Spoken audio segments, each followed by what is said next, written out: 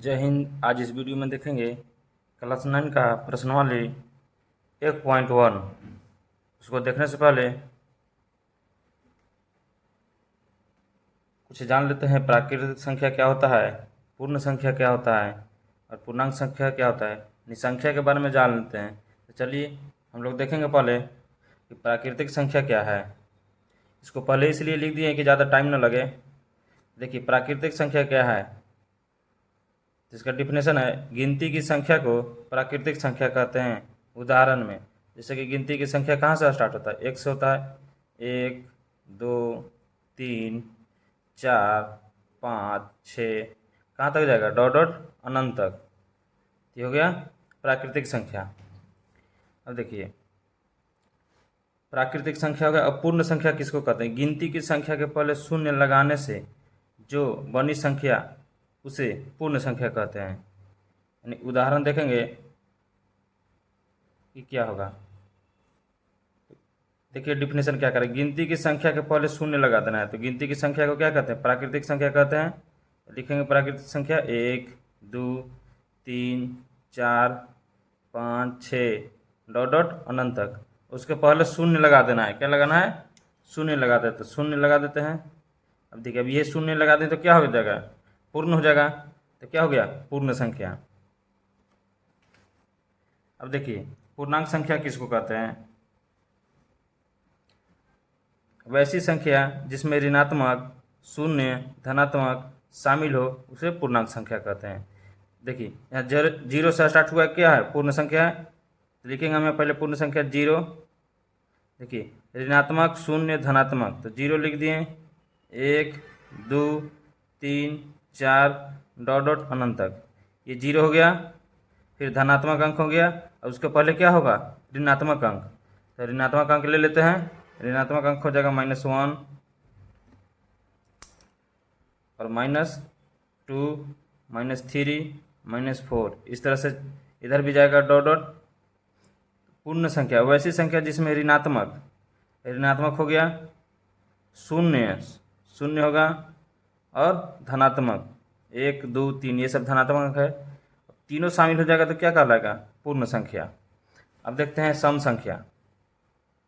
सम संख्या किसको बोलते हैं, वैसी संख्या जो 2 से पूरा पूरा भाग लग जाए उसे सम संख्या कहते हैं। तो 2 से पूरा पूरा कौन भाग लगेगा, जीरो लग जाएगा। जीरो में 2 से भागा देंगे तो क्या बार में लगेगा, जीरो बार में, इसलिए जीरो भी हो जाएगा सम संख्या। जीरो होगा, उसके बाद 2, उसके बाद 4 6 8 10 12, यानी 2 का गैपिंग वाला लगेगा। कहाँ तक जाएगा, अनंत तक।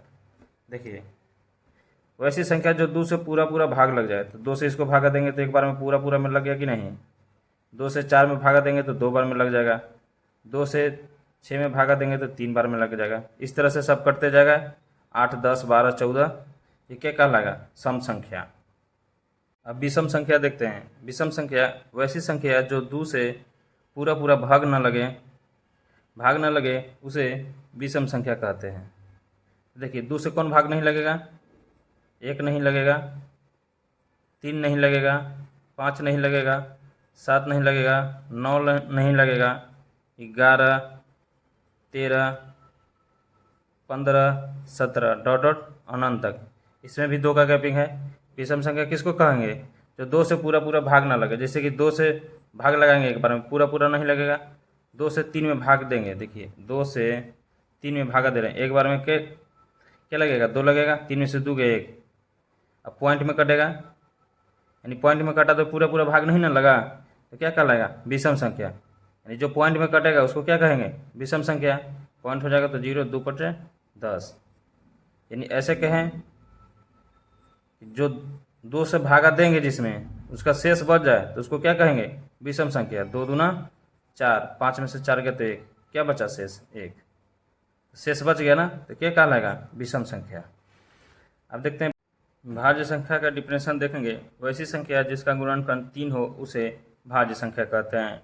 उदाहरण हो जाएगा 4 हो जाएगा, 6 8 9 10 11 नहीं होगा, 12 हो जाएगा, 13 भी नहीं होगा, 14 हो जाएगा, 15 हो जाएगा, 16 डॉट डॉट अनंत तक।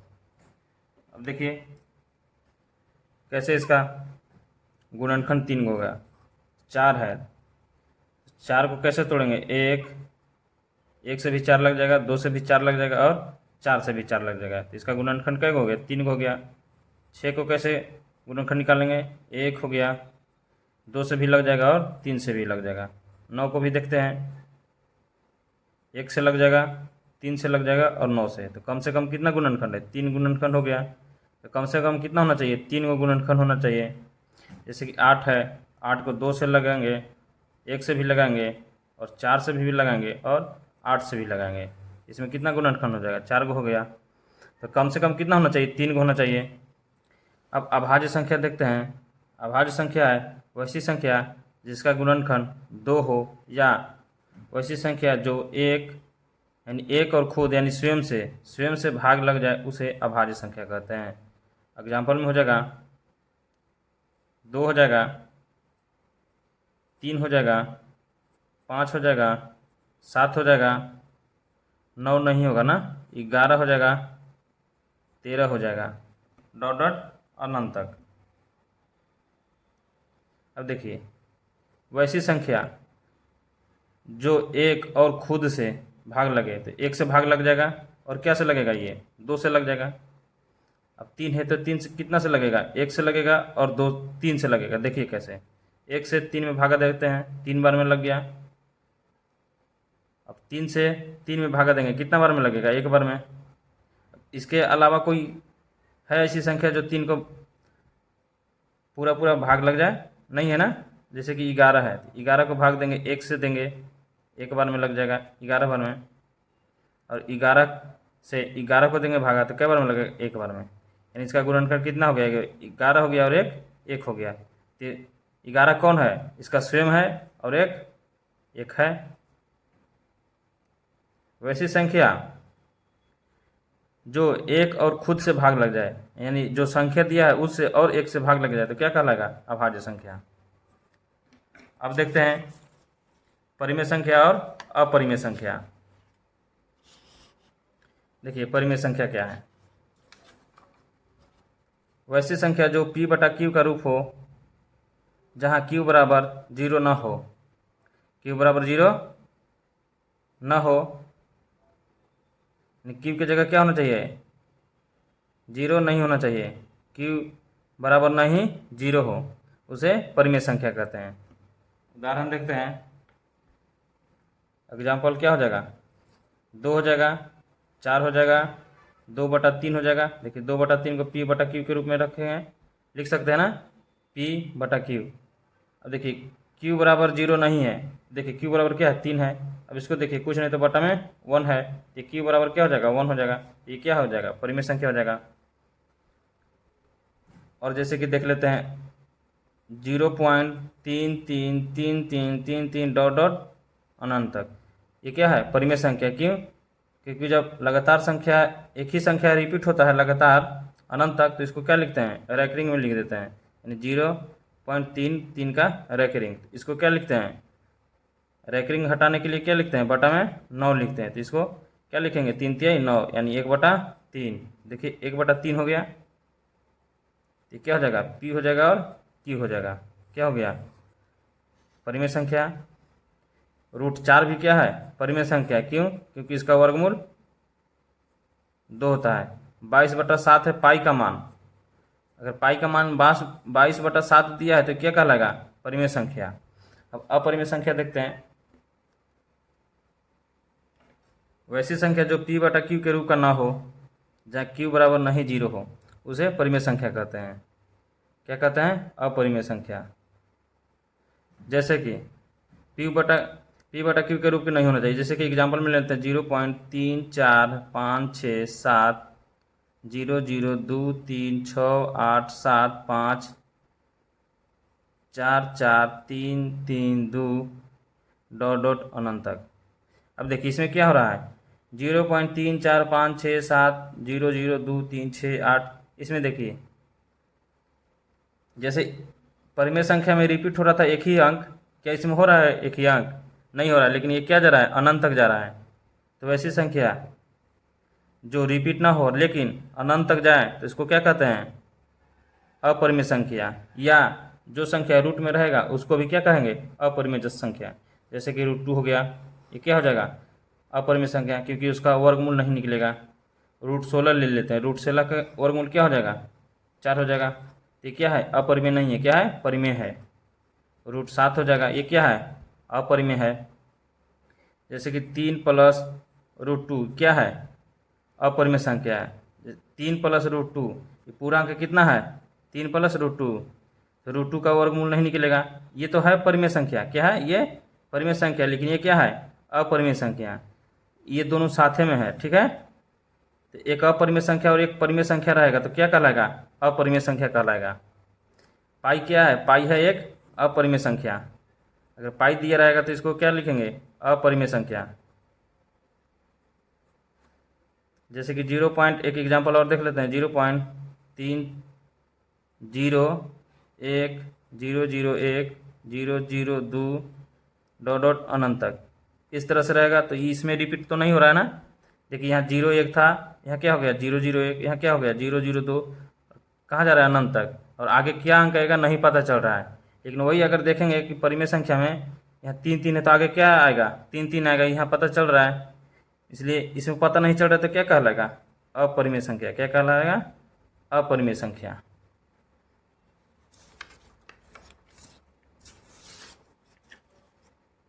अब देखेंगे वास्तविक संख्या किसको कहते हैं। वैसी संख्या जिसमें परिमेय संख्या तथा अपरिमेय संख्या शामिल हो उसे वास्तविक संख्या कहते हैं। तो परिमेय संख्या कौन है? परिमेय संख्या 2 है, 4 है, 3/6 है, 0.33 है, डॉट डॉट अनंत तक। और अपरिमेय संख्या कौन है?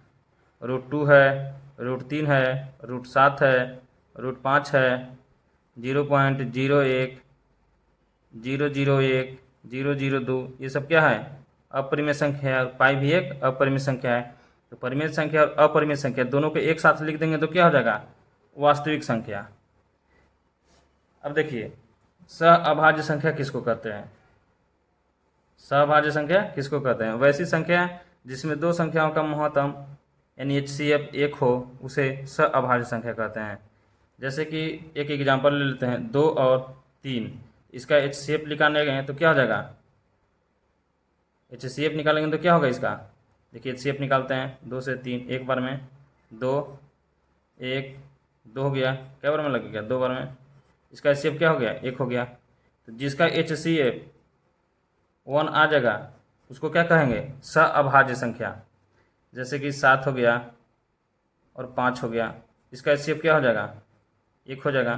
5 से 7 में देते हैं भागा, एक बार में 5, 7 में से 5 गया तो 2, 5, 2 दूना 4, 1 2, 2 बार में। इसका HCF क्या आ गया? 1 आ गया। तो इसको क्या बोलेंगे? सहअभाज्य संख्या। अब इसको थोड़ा सा ग्राफ से समझ लेते हैं, ठीक है। देखिए वास्तविक संख्या, वास्तविक संख्या में कौन कौन हो जाएगा? अपरिमेय संख्या, अपरिमेय संख्या, और ये हो जाएगा परिमेय संख्या। अब परिमेय संख्या के नीचे क्या आ जाएगा? पूर्णांक संख्या। अब पूर्णांक संख्या के नीचे क्या आ जाएगा? पूर्ण संख्या। यानी पूर्णांक संख्या से छोटा है पूर्ण संख्या, अब पूर्ण संख्या से छोटा है प्राकृतिक संख्या। अब इसी के नीचे क्या आ जाएगा? सम संख्या, विषम संख्या, सम संख्या, विषम संख्या, भाज्य संख्या, अभाज्य संख्या, सब इसी के नीचे आ जाएगा। अब देखेंगे क्लास 9 का प्रश्नावली 1.1 का पहला क्वेश्चन कह रहा है कि क्या शून्य एक परिमेय संख्या है? क्या इसे आप P/Q के रूप में लिख सकते हैं जहां P और Q पूर्णांक है और Q बराबर नहीं 0 है?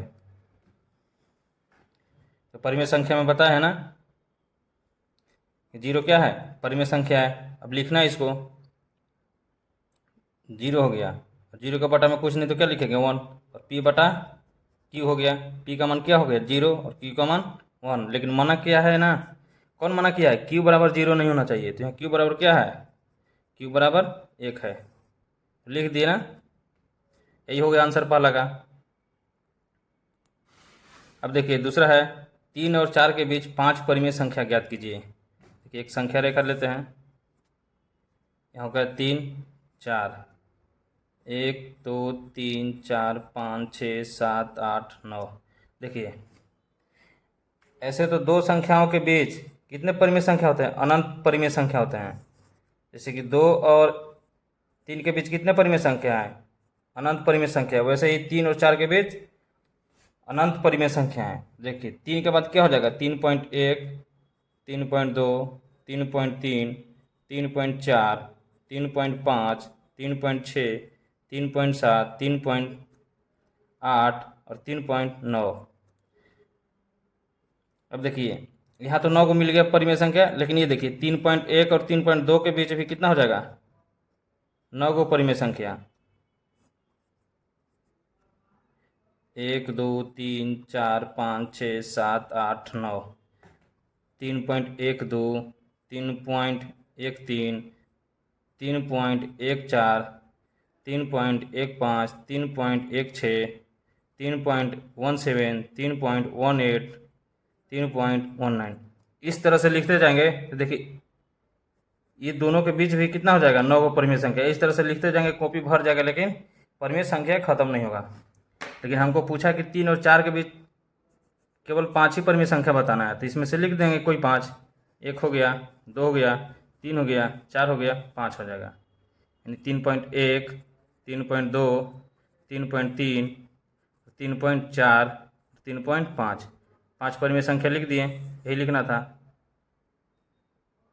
तीसरा नंबर क्वेश्चन है, कह रहा है कि 3/5 और 4/5 के बीच 5 परिमेय संख्या ज्ञात कीजिए।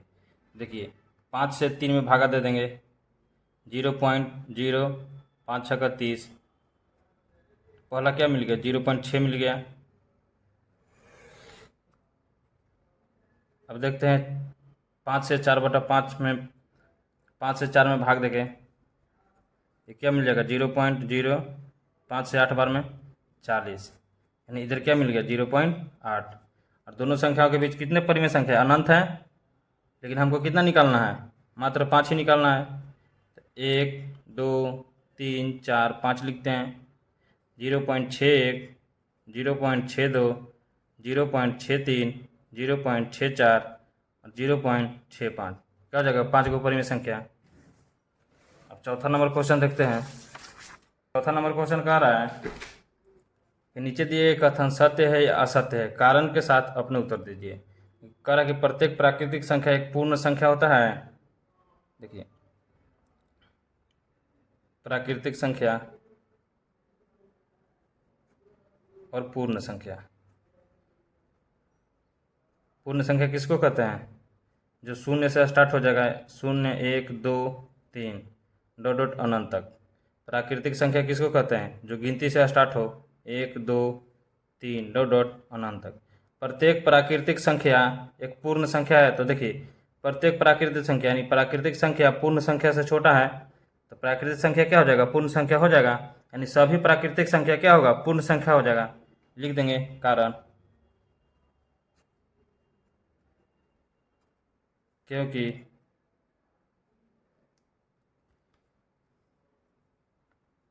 प्रत्येक प्राकृतिक संख्या एक पूर्ण संख्या होती है। कारण क्या है कि प्रत्येक प्राकृतिक संख्या क्या है, एक पूर्ण संख्या होता है।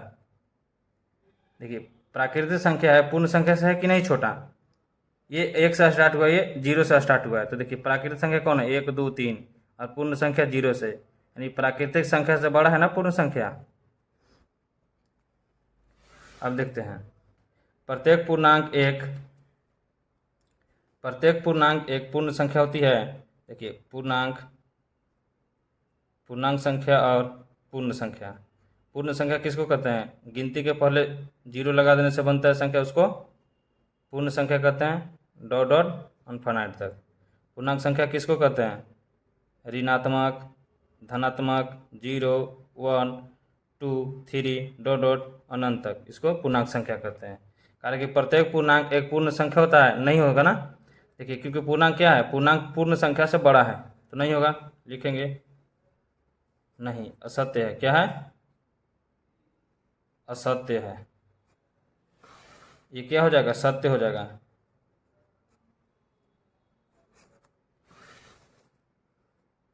कारण इसमें क्या है?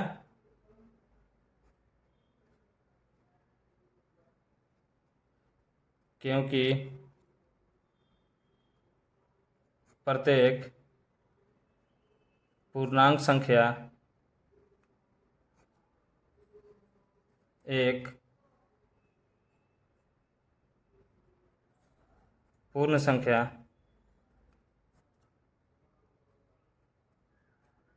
नहीं होती है। अब इस वीडियो का लास्ट क्वेश्चन देखेंगे। कहा कि प्रत्येक परिमेय संख्या एक पूर्ण संख्या होती है, तो प्रत्येक परिमेय संख्या और पूर्ण संख्या। प्रत्येक यानी प्रत्येक का मतलब क्या होता है? सभी। परिमेय संख्या किसको कहते हैं? जो p बटा q के रूप में भी रहे, उसको क्या कहते हैं? परिमेय संख्या कहते हैं। जैसे कि 2, 3, 4/5, 0.33, डॉट डॉट अनंत तक। अब ये पूर्ण संख्या किसको कहते हैं? जो 0 से स्टार्ट हो, 0, 1, 2, 3, डॉट डॉट इनफाइनाइट तक। देखिए, प्रत्येक परिमेय संख्या यानी सभी जो परिमेय संख्या है, क्या पूर्ण संख्या है? नहीं है ना। देखिए, 4/5 परिमेय संख्या है, लेकिन पूर्ण संख्या है 4/5? नहीं है। यानी 0.33 अनंत तक क्या है? ये परिमेय संख्या है। क्या ये परिमेय संख्या पूर्ण संख्या होगा? नहीं होगा। लिख देंगे कि असत्य है। क्या है? असत्य है। कारण क्या हो जाएगा? क्योंकि प्रत्येक परिमेय संख्या एक पूर्ण संख्या नहीं होती है, लेकिन प्रत्येक पूर्ण संख्या परिमेय संख्या हो जाएगा। ठीक है, इस वीडियो में इतना ही, फिर मिलेंगे अगले वीडियो में।